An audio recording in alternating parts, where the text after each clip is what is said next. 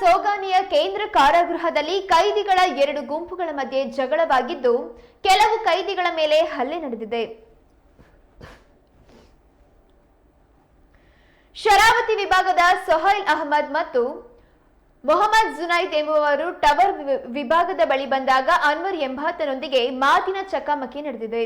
ನಂತರ ಅನ್ವರ್ ಮತ್ತು ಆತನ ಸಹಚರರು ಭದ್ರತಾ ವಿಭಾಗದ ಕೊಠಡಿಗೆ ತೆರಳಿ ಸೊಹೈಲ್ ಮತ್ತು ಜುನೈದ್ ಮೇಲೆ ಹಲ್ಲೆ ನಡೆಸಿದ್ದಾರೆ.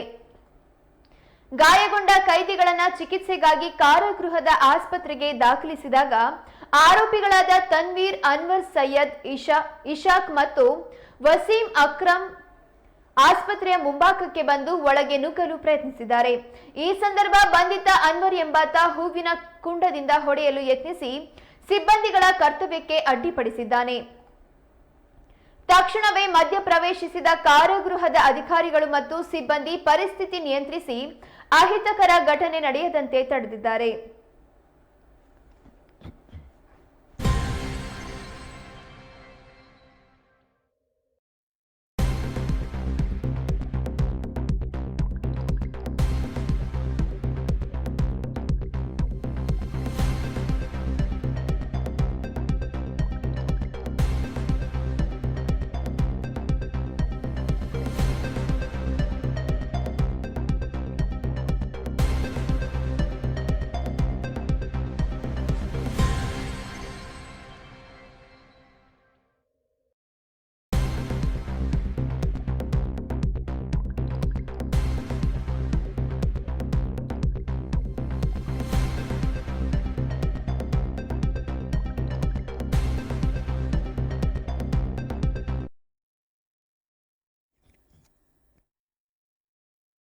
ಸಂಬಂಧಿಸಿದಂತೆ ಅಧೀಕ್ಷಕಿ ಪ್ರೀತಿ ಆರ್ ಅವರು ನೀಡಿದ ದೂರಿನ ಮೇರೆಗೆ ತುಂಗಾನಗರ ಪೊಲೀಸ್ ಠಾಣೆಯಲ್ಲಿ ಪ್ರಕರಣ ದಾಖಲಾಗಿದೆ.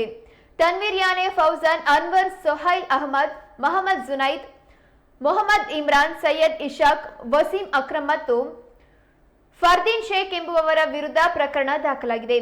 ಈ ಘಟನೆ ಬಂದೀಖಾನೆ ಮಹಾನಿರ್ದೇಶಕ ಅಲೋಕ್ ಕುಮಾರ್ ಶಿವಮೊಗ್ಗಕ್ಕೆ ಬಂದ ಒಂದು ದಿನದ ಹಿಂದೆ ನಡೆದಿದೆ.